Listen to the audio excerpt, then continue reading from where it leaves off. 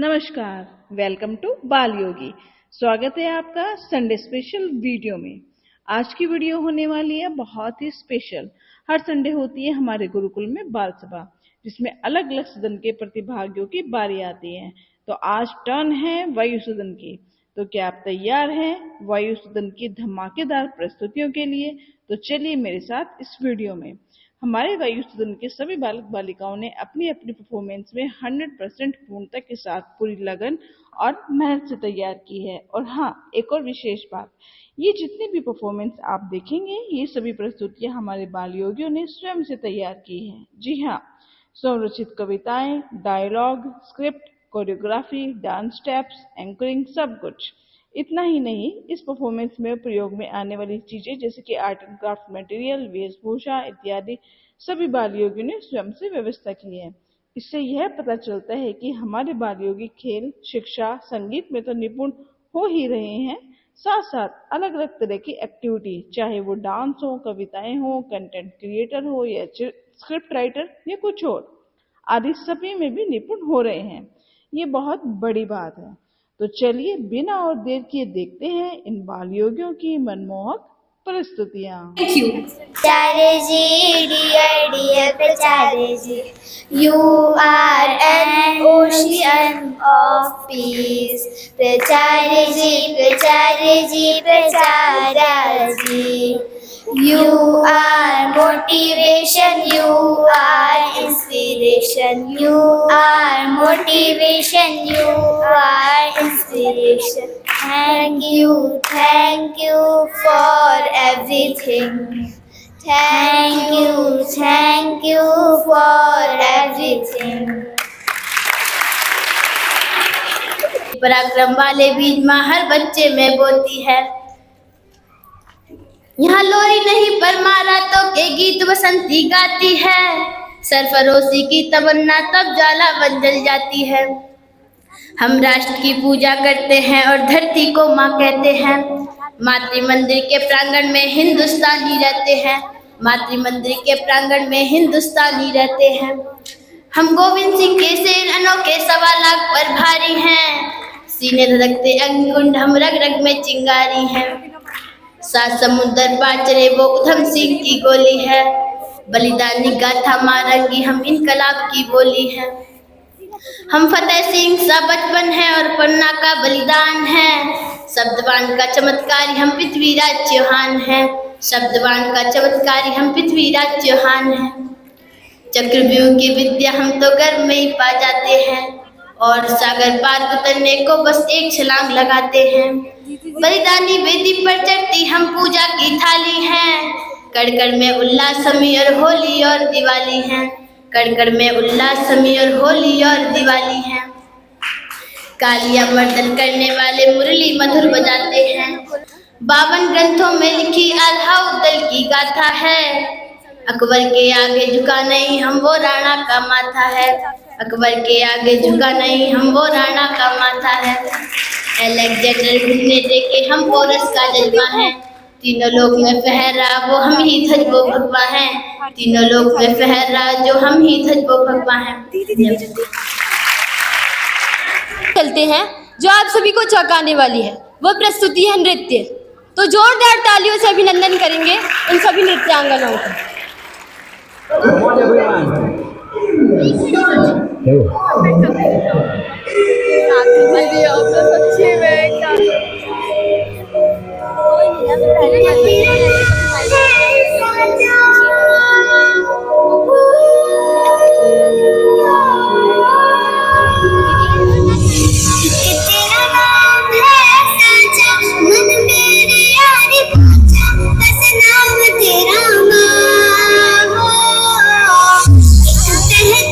मेरी तू ही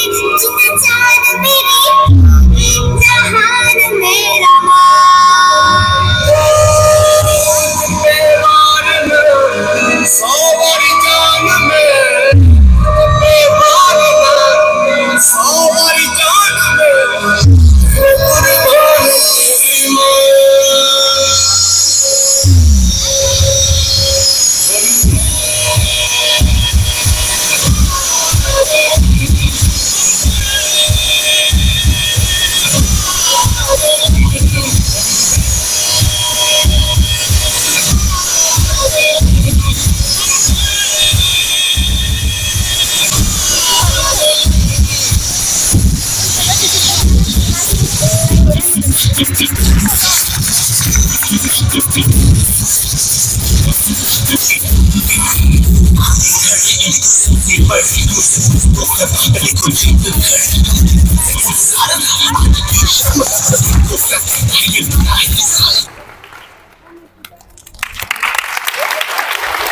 लिए जोरदार तालियां तो बनती ही है। हमारा कार्यक्रम अपनी पूर्णता की ओर है और आप सभी की प्रतीक्षा का अंत होने जा रहा है, क्योंकि अब वायु वर्ग आपके समक्ष प्रस्तुत करने जा रहा है वह नाट्य प्रस्तुति जिसकी आपको प्रतीक्षा थी। जो किताब तुम पढ़ते हो मैं आज वही दोहराती हूँ, छोड़ दिए तुमने जो पन्ने उनकी याद दिलाती हूँ। अब हम आपके समक्ष उजागर करने जा रहे हैं उस इतिहास की उन कथाओं के जिनका इतिहास में केवल दंत कथाओं का नाम दे दिया गया है। एक ऐसा योद्धा जिसका उल्लेख भारतीय ग्रंथों में नहीं अपितु विदेशी ग्रंथों में सम्मान से किया गया है। तो आइए चलते हैं उत्तर भारत की वादियों में, झेलम की घाटियों में, जहां एक योद्धा अपनी अमर कहानी लिख गया।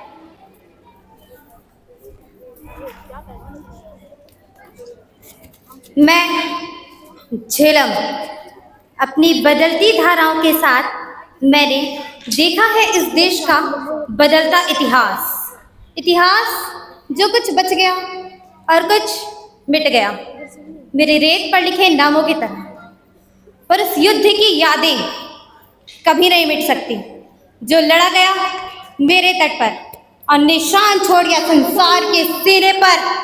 वो युद्ध जिसमें संसार के सबसे क्रूर और शक्तिशाली विजेता मैसेडोनिया के अलेक्जेंडर का विजय रथ रोका गया और भारत पर कब्जा करने का स्वप्न अधूरा छूटा। अलेक्जेंडर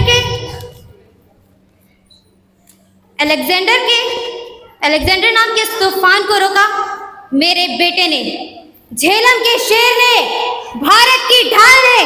कुछ लोग उसे पुरु कहते हैं, कुछ पुरुषोत्तम, और अलेक्जेंडर जिसे महान पुरुष कहकर उसके सामने झुक गया। तो आइए मैं आज आप सभी को लेकर चलती हूँ उस महान योद्धा की जानी अनजानी, सुनी अनसुनी कहानी की ओर।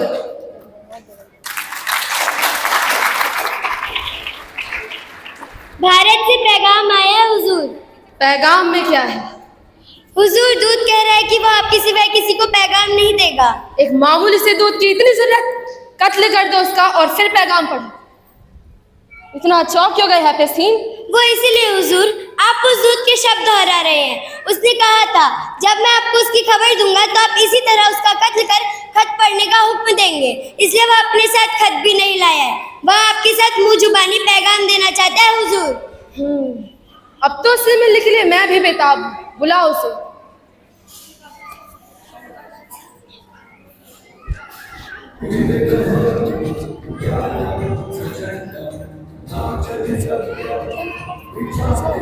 चेहरे से सिपाही तो नहीं लगते, यहाँ क्यों आए हो? आशा तो थी कि आप पहचान जाएंगे। जो व्यक्ति की भाव भंगिमा देखकर पहचान न सके वो एशिया का शाह तो नहीं हो सकता। संदेश लेकर सैनिक इसलिए नहीं आया क्योंकि यहाँ तलवार की यंत्र नहीं अपितु मंत्रणा की आवश्यकता होती है। तुम हो कौन? विश्व के सबसे बड़े विश्वविद्यालय तक्षशिला विश्वविद्यालय के एक आचार्य जो देश विदेश से आए छात्रों को भारतीय ग्रंथ, चिकित्सा एवं ज्योतिष का ज्ञान देता हूँ एवं समय मिलने पर भिन्न भिन्न प्रांतों में जाकर राजा महाराजाओं को राजनीति एवं कूटनीति के विषय में परामर्श प्रदान करता हूँ। यदि एक शब्द में पूछो तो एक विद्वान हूँ। तो कहो क्या पैगाम है तुम्हारे राजा? महाराजा पुरुषोत्तम ने आपको वसंतोत्सव के अवसर पर आमंत्रित किया है। हम जरूर चलना चाहेंगे।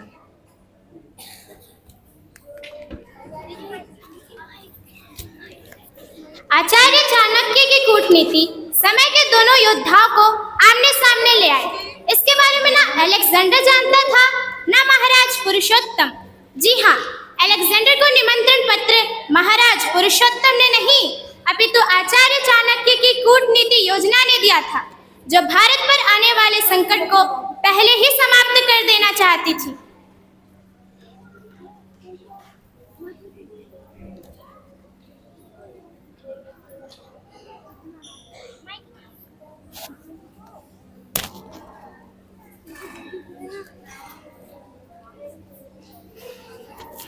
स्वागत कीजिए, इनका अतिथि हैं हमारे।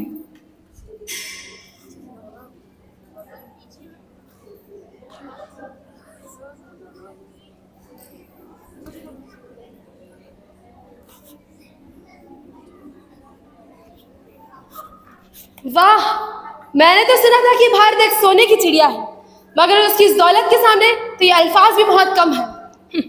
हाँ अलेक्जेंडर, मगर जब ये सोने की चिड़िया गरुड़ रूप धारण करती है तो समस्त सर्ववंश का अंत हो जाता है। सैनिकों, धोखा धोखा किया मेरे साथ। धोखे की बात उनके मुख से अच्छी नहीं लगती जो अपने पिता का लहू बहाकर सिंहासन पर बैठा हो।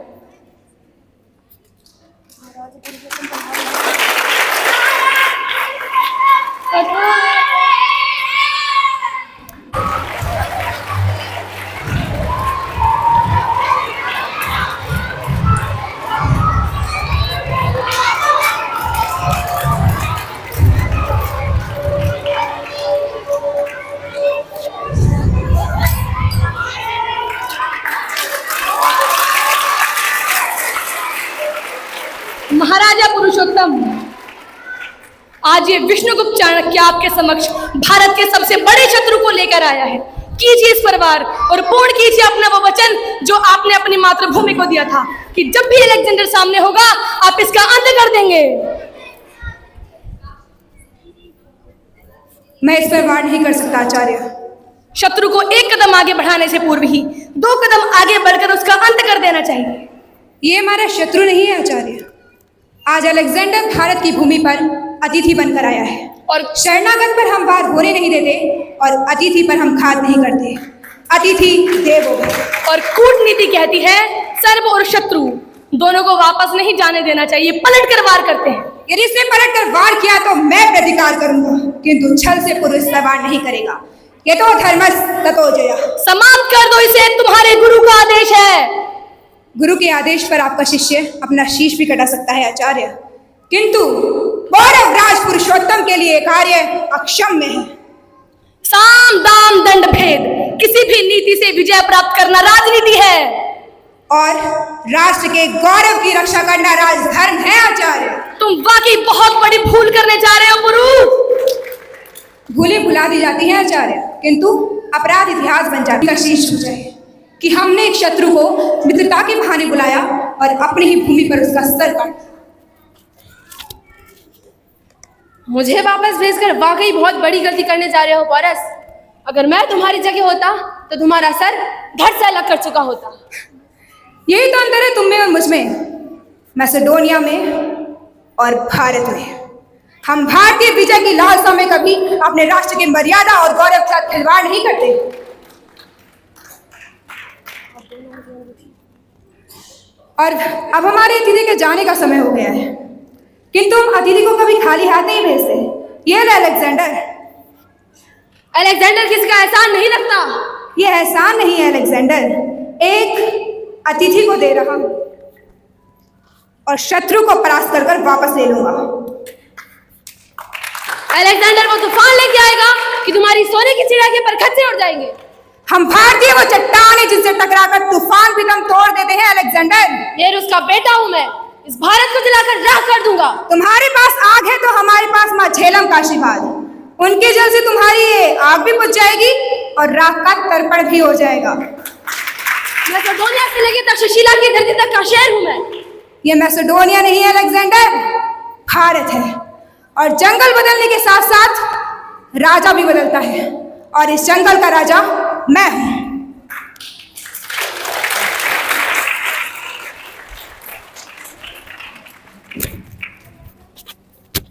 तक्षशिला ने अलेक्जेंडर से संधि कर ली और मगध ने शक्तिशाली होने के बाद भी सहायता करने से मना कर दिया। किंतु युद्ध जीतने के लिए बाहुबल नहीं अपितु मनोबल की आवश्यकता होती है। पूर्व के पास भले ही सैन्य बल कम था, किंतु अलेक्जेंडर के लिए जीत का रास्ता उतना आसान नहीं था जितना उसने सोचा था। अलेक्जेंडर का इरादा पूर्व की सोच को, उसके विचारों को अपने आगे झुकाने का था, किंतु वो इसमें असफल रहा। अलेक्जेंडर अपनी हट छोड़ने को तैयार नहीं था।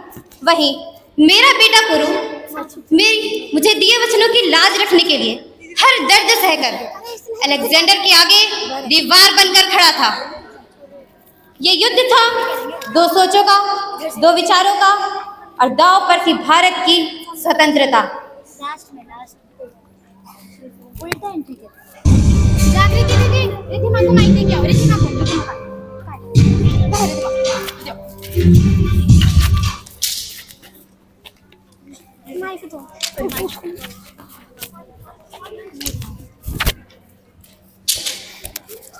उठाओ अलेक्जेंडर अपनी तलवार और साहस है तो वार करो मुझ पर। रस्सी जल गई पर बल नहीं गया। मैंने तुमसे तुम्हारा ताज छीना। तुम्हारा ये महल इस वक्त मेरे कब्जे में है। तुम्हें तुम्हारे अपनों ने ही धोखा दिया पौरस। तुम्हारी गर्दन पर लाखों तलवारें खींची खड़ी है, तब भी तुम मुझे ललकार रहे हो। ऐसा भी क्या गुरु पौरस? ये अहंकार नहीं है अलेक्जेंडर, इस भावना को हम भारतीय देश प्रेम के नाम से जानते हैं। ये धड़कन बनकर हमारे हृदय में धड़कती है और हमें बल और साहस प्रदान करती है अपनी मातृभूमि की रक्षा करने के लिए। हो सकता है तुम मुझसे मेरा ताज छीन लो, मेरा शासन छीन लो, किंतु मेरे आधार, मेरे व्यवहार, मेरे विचार तुम कभी नहीं छीन पाओगे। अब भी समय है पौरस, घुटने टेक दो। ये अलेक्जेंडर तुम्हें बख्श देगा। वैसे भी तुम्हारी देशभक्ति देखने के लिए अब जिंदा ही कौन रह गया? माँ झेलम की लहरें इस युद्ध की साक्षी होंगी अलेक्जेंडर। उनके लिए मेरी अस्थियों का भार अधिक सरल होगा बजाय इस कलंक के कि उनका पुत्र एक शत्रु के समक्ष झुक गया। मुझे जीते जी अपने समक्ष झुकाना तो दूर, मेरे मरने के बाद भी तुम मेरे पाँव में बेड़ियां नहीं डाल पाओगे। आज तुम्हारी जिंदगी का फैसला दुनिया का खुद अलेक्जेंडर करेगा। खुद को ईश्वर कहने से ईश्वर नहीं बन जाओगे अलेक्जेंडर। किसकी मृत्यु कब हो रही है इसका निर्णय मृत्यु स्वयं करती है। और यदि आज मैं मर भी गया तो सर उठाकर जाऊंगा, विश्व के इतिहास में गुरु नाम का ध्वज लहरा कर जाऊंगा। और मेरी मृत्यु से जो हजारों पुरुष जन्म लेंगे वो तुझे इसी मिट्टी में गाड़ देंगे। तू युद्ध जीत कर भी हार जाएगा और इतिहास की नजरों में एक क्रूर हत्यारा कहलाएगा। मरने के लिए तैयार हो जाओ पौरस।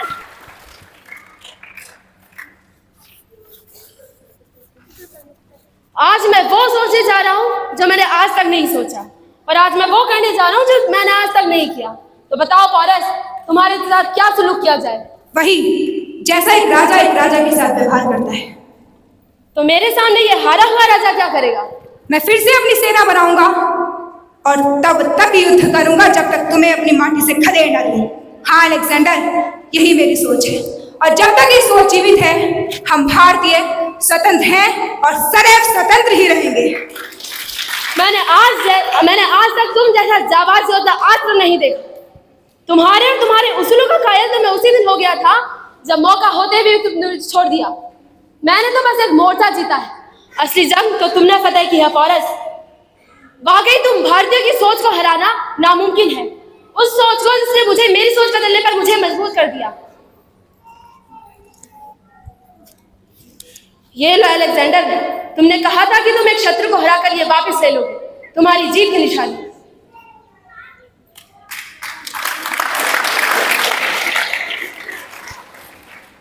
ये शमशीर मेरे साथ मेरी पहली जंग से है, जब मेरी उम्र महज 16 साल थी।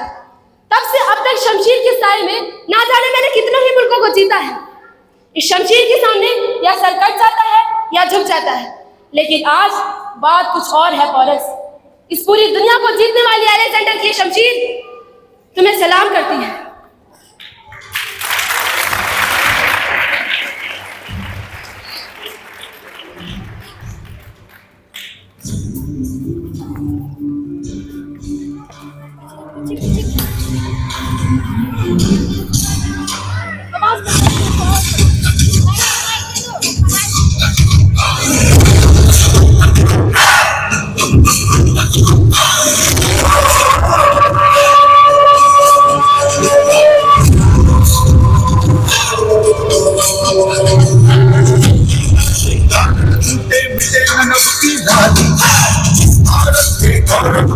राज करे रखवाली, छूटे मिटे न नभ की बाली।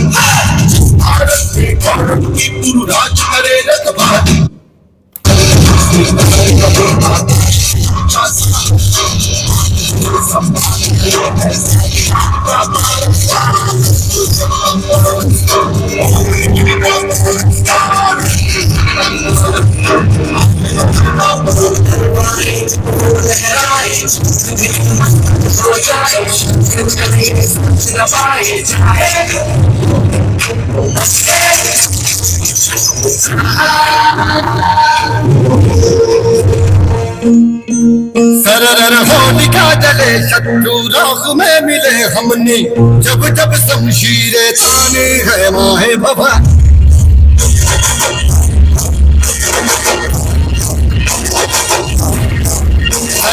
आधिया उठे शत्रु जड़ से ही मिटे हमने, बात यही मन में ताने है माया भवा।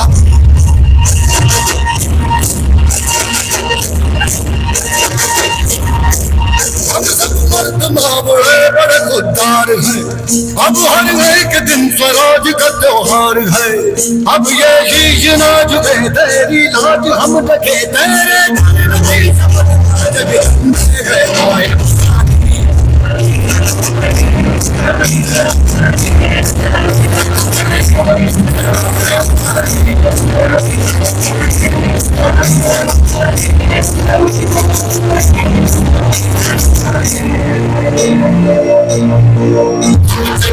से डटे कभी हंसे हटे हमने, आज यही मन में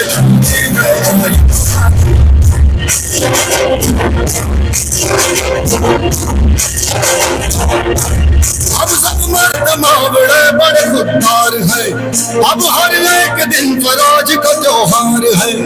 अब ये शीश ना झुके तेरी लाज हम रखे तेरे नबी शपथ है आज।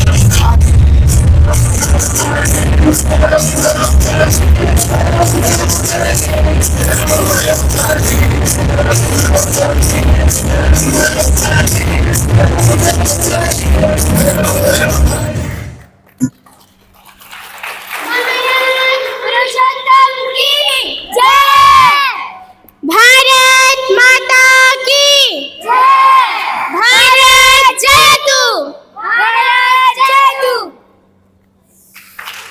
तो कैसी लगी आप सभी को हमारे बच्चों की ये अद्भुत और अतुलनीय प्रस्तुतियाँ? कमेंट में ज़रूर बताइएगा और लेटेस्ट अपडेट के लिए चैनल को लाइक, शेयर और सब्सक्राइब करना न भूलिएगा।